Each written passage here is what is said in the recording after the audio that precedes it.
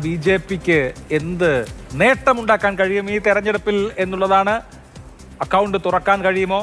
ഒരു ക്രൂഷ്യൽ ഫാക്ടറായി മാറുമോ? ചില എക്സിറ്റ് പോളുകൾ 20% വോട്ട് വരെ ബി.ജെ.പിക്ക് നൽകുന്നുണ്ട്. ബി.ജെ.പിക്ക് കഴിഞ്ഞ തവണ 12.5% വോട്ടാണ് ബി.ജെ.പിക്കല്ല ഇന്ത്യ മുന്നണിക്ക് ആകെ കിട്ടിയത്.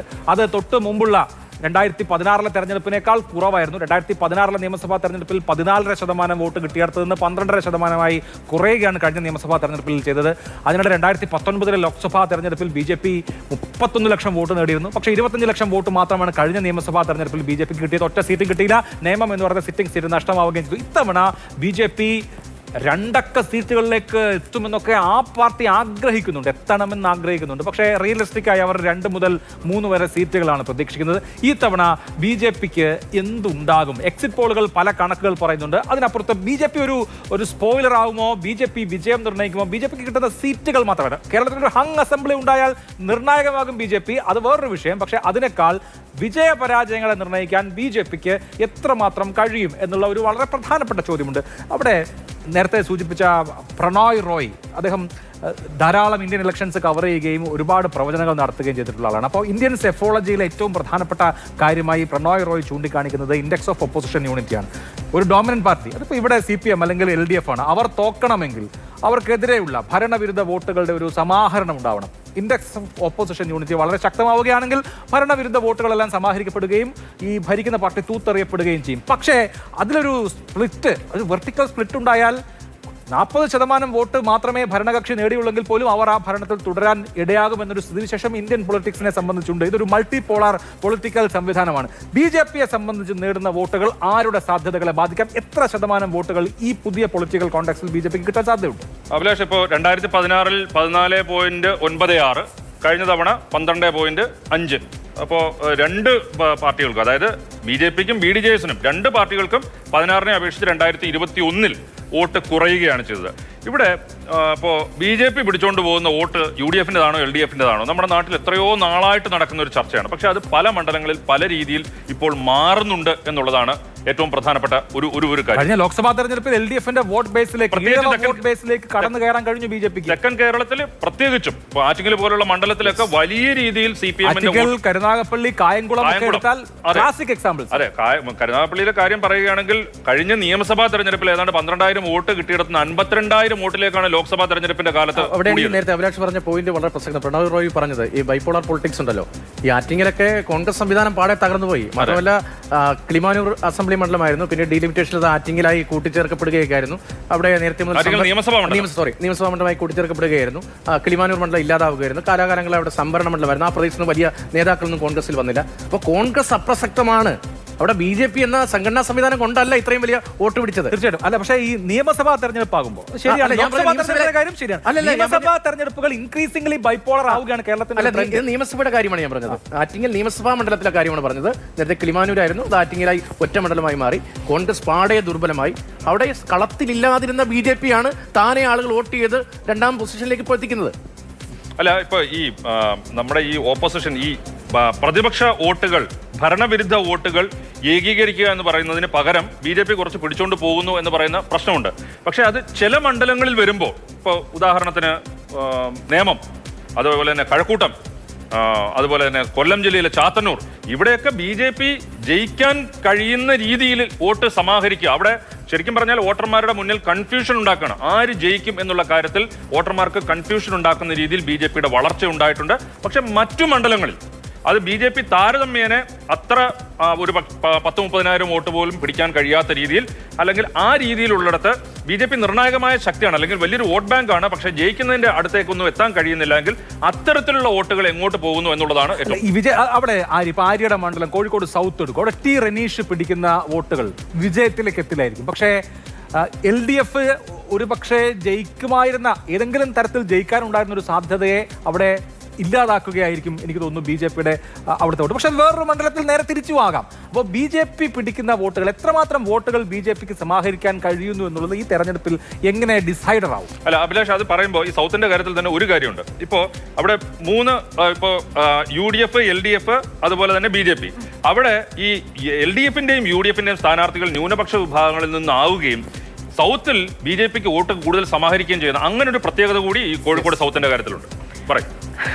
ഈ ടി റനീഷ് ഒരു വോട്ട് കട്ടർ ആവുന്നുള്ള കാര്യത്തിൽ ഒരു സംശയം. ഞാൻ അതിനെക്കുറിച്ച് അതൊരു ടെസ്റ്റ് കേസായിട്ട് പറഞ്ഞാണ്. അല്ല, ടി റനീഷ് തന്നെ നമുക്ക് ഒരു എക്സാമ്പിൾ ആയിട്ട് വേണമെങ്കിൽ എടുക്കാം. ടി റനീഷ് ജയിച്ചു വന്നത്, തദ്ദേശത്തിൽ ജയിച്ചു വന്നു. അവിടെ അത് മേയർ, കോഴിക്കോടിന്റെ മേയർ ആയിരുന്ന, മേയറിന്റെ മണ്ഡലമായിരുന്നു. അവിടെ നിന്നാണ് ജയിച്ചു വന്നത്. പൊറ്റമ്മൽ, അപ്പം എന്റെ തൊട്ടടുത്ത സ്ഥലം. അപ്പൊ അവിടെ നിന്ന് ജയിച്ചു. അപ്പൊ ടി റനീഷ് സ്വീകാര്യനായ ഒരു വ്യക്തിയാണ്. ടി റനീഷിന് വോട്ടുകൾ സമാഹരിക്കാനുള്ള വ്യക്തിപ്രഭാവമുള്ള ആളാണ്. അതുപോലെ ഇപ്പൊ പല മണ്ഡലങ്ങളിലും അതുപോലെയുള്ള നേതാക്കളുണ്ട്. പക്ഷേ ഏറ്റവും അവസാനം BJPയുടെ പ്രചാരണത്തിലൊക്കെ ചുക്കാൻ പിടിച്ച ഒരാളോട് സംസാരിക്കുമ്പോൾ മഞ്ചേശ്വരം അവർ എഴുതിത്തള്ളി, പാലക്കാട് അവർ എഴുതിത്തള്ളി. അവർ ഏറ്റവും കൂടുതൽ പ്രതീക്ഷ വെച്ച് പുലർത്തുന്ന മണ്ഡലം അത് കഴക്കൂട്ടമാണ്. നിയമത്തെക്കാൾ കൂടുതൽ ഒരുപക്ഷെ അവർ കഴക്കൂട്ടത്ത് പ്രതീക്ഷ വെക്കുന്നത്. കഴിഞ്ഞ 5 വർഷമായി വി മുരളീധരൻ അവിടെ എടുത്ത പണി ആ രീതിയിൽ എടുത്തിട്ടുണ്ട്. മുരളീധരൻ സുരേന്ദ്രൻ പക്ഷത്തെ ആരോടോ സംസാരിച്ചതെന്ന് തോന്നുന്നു. അല്ല, പക്ഷെ ആ ഒരു എനിക്കറിയില്ല. പക്ഷെ എന്നാലും അതൊരു ശരിയായ കണക്ക് അല്ലെങ്കിൽ ഒരു കണക്കൂട്ടലാണെന്ന് എനിക്ക് തോന്നുന്നില്ല. നിയമമാണ് ഷുവർ സീറ്റ്. നിയമമാണ്. കഴക്കൂട്ടത്തേക്കാൾ കൂടുതൽ BJPക്ക് സാധ്യതയുള്ള നിയമമാണെന്നാണ് എനിക്ക് തോന്നുന്നത്. ശരി. അപ്പൊ എന്തായാലും BJP ഈ പറഞ്ഞതുപോലെ ഭരണവിരുദ്ധ വികാരം സാധാരണ ഇപ്പം പിണറായി വിരുദ്ധത അല്ലെങ്കിൽ സർക്കാർ LDFനോടുള്ള വിരുദ്ധത മുഴുവനായി UDFലേക്ക് ഇത്തവണ കിട്ടില്ല. അതിന് പകരം അത് വോട്ടുകൾ പിടിച്ചുകൊണ്ടുപോകാൻ BJP കൂടി ഉണ്ട്. അതുകൊണ്ടാണ് നമ്മളിപ്പോൾ ഇത്തവണ ഈ തെരഞ്ഞെടുപ്പിന് മുൻപും തെരഞ്ഞെടുപ്പ് കഴിഞ്ഞ് വോട്ടുകൾ പെട്ടിയിൽ വീണിട്ട് പോലും ആളുകൾക്ക് പ്രവചിക്കാൻ പല പ്രയാസങ്ങൾ ഉണ്ടാകുന്നത്, സാധ്യത പറയാൻ ഒരു പ്രയാസം ഉണ്ടാകുന്നത്.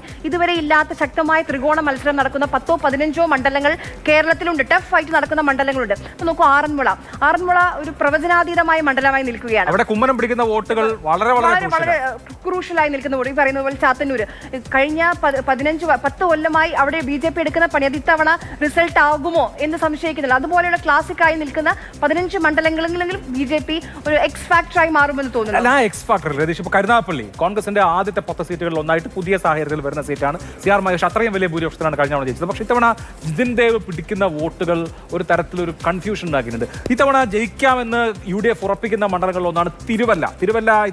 ഇത്തവണ മാത്യു ടി തോമസ് തോക്കും, UDF തിരിച്ചു പിടിക്കുമെന്ന് ഉറപ്പിക്കുന്ന മണ്ഡലങ്ങളിൽ ഒന്നാണ്. പക്ഷെ അവിടെ അനൂപ് ആന്റണി എത്ര വോട്ട് പിടിക്കുന്നു എന്നുള്ളത് ക്രൂഷ്യലാണ്. അപ്പോൾ ജയം ഈസിയാണ്, വളരെ എളുപ്പമാണ് എന്ന് കരുതിയ പലയിടങ്ങളിലും BJPയുടെ വോട്ട് ഷെയർ എത്ര, അത് കുറഞ്ഞിരിക്കുമോ കൂടിയിരിക്കുമോ എന്നുള്ളത് ആര്യ നേരത്തെ പറഞ്ഞ എക്സ് ഫാക്ടർ ആവാനുള്ള സാധ്യത എത്രമാത്രം. ഈ ലോക്സഭാ തെരഞ്ഞെടുപ്പിൽ തുടങ്ങാം. ലോക്സഭാ തെരഞ്ഞെടുപ്പിൽ കേരളത്തിൽ BJP സാധാരണ നിലയിൽ നിയമസഭാ തെരഞ്ഞെടുപ്പിനേക്കാൾ വോട്ട് കൂടുതൽ കിട്ടും എന്നതാണ് പ്രസിഡന്റിന്റെ കണക്കുകൾ. അതായത് വോട്ട് നൽകുന്നത് നരേന്ദ്രമോദിക്കാണ്.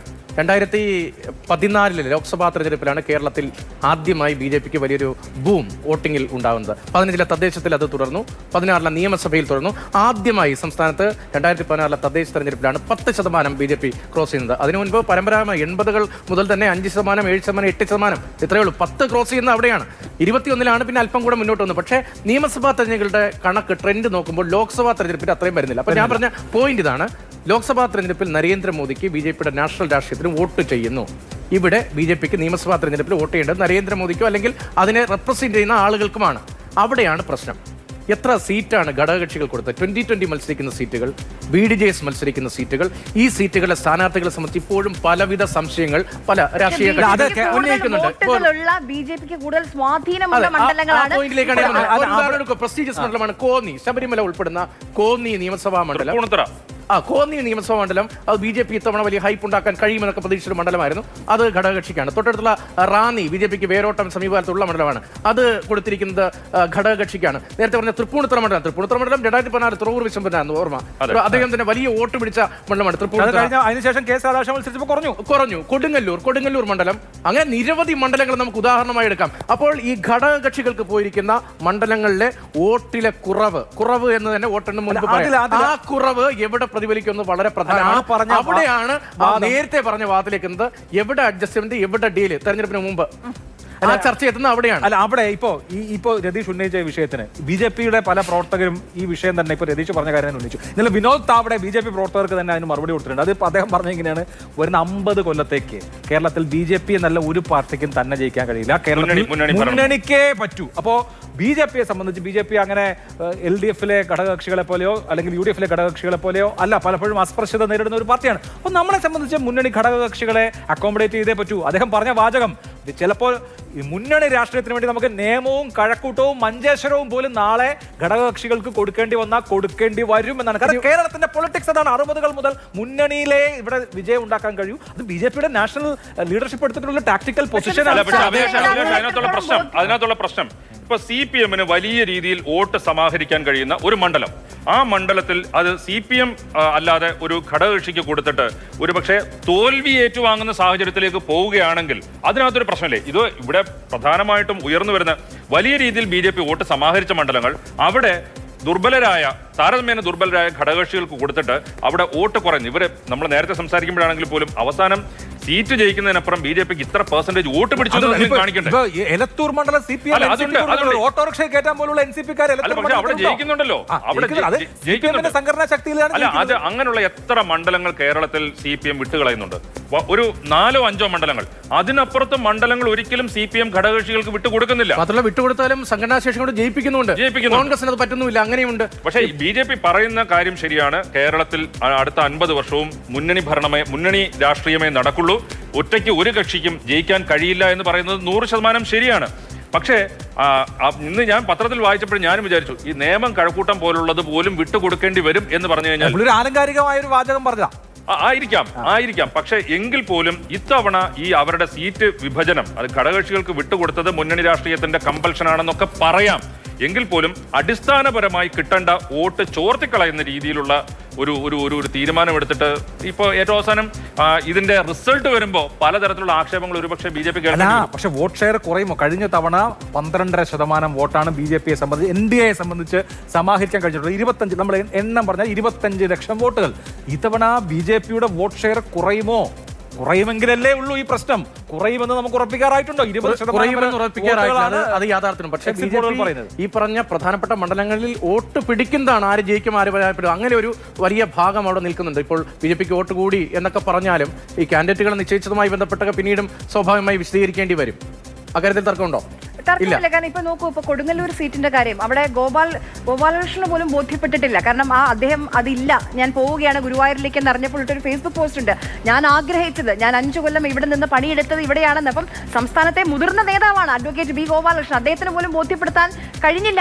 അല്ല, ബോധ്യപ്പെടാത്ത ഒരുപാട് നേതാക്കളുണ്ട്. അത് BJP-യുടെ ഭാരവാഹി യോഗത്തിൽ ആ പ്രശ്നം പരിഹരിക്കപ്പെട്ടോ എന്ന് ചോദിച്ചപ്പോൾ ഇപ്പോഴും പരിഹരിക്കപ്പെട്ടിട്ടില്ല എന്നാണ്. ചിലർക്ക് 2 ദിവസം കൊണ്ട് പ്രശ്നം കഴിഞ്ഞു, ചിലർക്ക് 5 ദിവസം കൊണ്ട് ഇപ്പോഴും പരിഹരിക്കപ്പെടാതെ അതിന് മറുപടി പറഞ്ഞല്ലോ. ഇപ്പോൾ അവരുടെ അഖിലേന്ത്യാ ജനറൽ സെക്രട്ടറി വിനോദ് താവടെയാണ്. അദ്ദേഹമാണ് വിനോദ് താവടെയാണ് എല്ലാ ദിവസവും രാവിലെ സൂം മീറ്റിംഗിൽ BJP-യുടെ പുതിയ സംസ്ഥാന കമ്മിറ്റി ആസ്ഥാനത്ത് ഇവിടുത്തെ പ്രധാനപ്പെട്ട നേതാക്കളുമായി എല്ലാ ദിവസവും സംസാരിക്കുന്നു. ആ ഒരു നേതാവ് മാത്രമല്ല, അവരുടെ പ്രധാനപ്പെട്ട ആളുകളെല്ലാം എല്ലാ ദിവസവും സംസാരിക്കുന്നു, അസസ് ചെയ്യുമായിരുന്നു. അപ്പോൾ ഈ സ്ഥാനാർത്ഥി നിർണയത്തിന്റെ അവസാന ഘട്ടത്തിൽ എനിക്ക് നേരിട്ട് അറിയുന്ന ഒരു വിവരമാണ്. സ്ഥാനാർത്ഥി നിർണയത്തിന്റെ അവസാന ഘട്ടത്തിൽ ആവശ്യപ്പെട്ടത് ഒരു 20 പേരെങ്കിലും സെലിബ്രിറ്റി കാറ്റഗറിയിൽ സ്ഥാനാർത്ഥികളാക്കണം എന്നതാണ്. അതുകൂടി ആയിരിക്കാം ഒരുപക്ഷെ 2020-യുടെ സ്ഥാനാർത്ഥി അത് പക്ഷേ പറഞ്ഞില്ല എന്ന് തോന്നുന്നു. അത് പക്ഷേ പറഞ്ഞില്ല എന്ന്. അങ്ങനെയാകാം. അതിന് തൊട്ടു പിന്നാലെയാണ് 2020-യുടെ പട്ടികയിൽ ഇത്രയധികം സെലിബ്രിറ്റി എന്ന് വിശേഷിപ്പിക്കപ്പെടുന്ന സമൂഹ മാധ്യമങ്ങളിലെ പ്രധാനികൾ ഉൾപ്പെടെ സ്ഥാനാർത്ഥി പട്ടികയിൽ വന്നുകൊണ്ട് നല്ല എന്റർടൈൻമെന്റ് ഈ തെരഞ്ഞെടുപ്പ് കാലത്ത് ഉണ്ടായല്ലോ. പ്രത്യേകിച്ച് ഓൺലൈൻ മാധ്യമങ്ങൾക്ക് ഒരുപാട് കണ്ടന്റും കിട്ടി. അല്ല, അവിടെ നിന്ന് ഒരു കാര്യം കൂടി നേരത്തെ പറഞ്ഞല്ലോ, ഇനി 19 വർഷത്തേക്ക് മുന്നണി രാഷ്ട്രീയത്തിന് മാത്രമേ കേരളത്തിൽ പ്രസക്തിയുള്ളൂ എന്ന്. മുന്നണി രാഷ്ട്രീയം എന്ന് പറയുമ്പോൾ കക്ഷികളെ മാത്രം കൂട്ടിച്ചേർക്കല്ലോ. പ്രതിപക്ഷ VD സജീവൻ പറഞ്ഞിട്ടുണ്ടല്ലോ, സാമൂഹിക ഗ്രൂപ്പുകളെ ആളുകളെയൊക്കെ കൂട്ടലാണ്. അപ്പോൾ ആ അർത്ഥത്തിൽ കൂടിയായിരിക്കാം അങ്ങനെ ഒരു ആലോചന. ഇപ്പോൾ സെലിബ്രിറ്റി എന്ന ആംഗിളിൽ ആലോചിച്ചതും അതായിരിക്കാം. ഓക്കെ, ഇനി എന്തെങ്കിലും ടേക്ക് ഈ വിഷയത്തിലുണ്ടോ? ഇല്ലെങ്കിൽ നമുക്കൊരു ഇടവേളയിലേക്ക് പോവാം. BJP-യുടെ വോട്ട് ഇപ്പം BJP എത്ര സീറ്റ് പിടിക്കുന്നു എന്നുള്ളതാണ് നമ്മൾ നോക്കിയിരിക്കുന്ന ഒരു കാര്യം. ഏതായാലും ഇപ്പൊ ഇന്നലെ വന്ന ടുഡേസ് ചാണക്യ പോലെ 11 സീറ്റിലേക്കൊന്നും 2 സീറ്റിലേക്കൊന്നും കടക്കുമെന്ന് ആരും പ്രതീക്ഷിക്കുന്നില്ല. പക്ഷേ BJP-ക്ക് 2016 ഒരു സീറ്റ് ഉണ്ടായിരുന്നു. കഴിഞ്ഞ തവണ സീറ്റ് നഷ്ടപ്പെട്ടു, അക്കൗണ്ട് പൂട്ടി. പക്ഷെ അത് അക്കൗണ്ട് തുറന്ന് ആ അക്കൗണ്ടിലേക്ക് എത്ര സീറ്റുകൾ കൊണ്ടുവരാൻ പറ്റുന്നു എന്നുള്ളതാണ് നോക്കുന്ന ഒരു കാര്യം. അതുപോലെ തന്നെ ചില മണ്ഡലങ്ങളിൽ BJP-ക്ക് കുറയുന്നുണ്ടോ, അല്ലെങ്കിൽ ആ മുന്നണിക്ക് വോട്ട് കുറയുന്നുണ്ടോ, അത് എങ്ങോട്ട് പോകുന്നു എന്നുള്ളത് കേരളം ഒരുപക്ഷെ ആര് ഭരിക്കും എന്നുള്ള കാര്യത്തിൽ പോലും നിർണായകമായി. തീർച്ചയായിട്ടും. അപ്പൊ BJP-ക്ക് ഒരു ഡിസൈഡർ ആകാൻ കഴിയുമോ എന്നുള്ളതാണ്. BJP-ക്ക് ഒന്നിലധികം സീറ്റ് കിട്ടുകയും കേരളത്തിൽ ഒരു അംഗ അസംബ്ലി വരികയും ചെയ്യുക എന്ന ഒരു സാധ്യത, അത് വളരെ കുറവാണെങ്കിലും അങ്ങനെ ഒരു സാധ്യത. അതിനപ്പുറത്ത് BJP-യുടെ സ്ഥാനാർത്ഥികൾ പിടിക്കുന്നതും പിടിക്കാതിരിക്കുന്നതുമായ വോട്ടുകൾ അതാത് മണ്ഡലങ്ങളിലെ വിജയ പരാജയങ്ങളെ നിർണ്ണയിക്കാനുള്ള സാധ്യത. ഇത് രണ്ടും തെരഞ്ഞെടുപ്പിന്റെ റിസൾട്ട് വന്ന് നമ്മൾ കുലങ്കുഷമായി ഈ ഡേറ്റ പരിശോധിക്കുമ്പോൾ മാത്രമേ വോട്ടുകൾ അങ്ങോട്ടും ഇങ്ങോട്ടുമൊക്കെ പോയതിന്റെ കൃത്യമായ കണക്കുകൾ ബോധ്യമാവൂ. അന്നേരം നമുക്കിത് കുറച്ചും കൂടി വിശദമായി ചർച്ച ചെയ്യാം.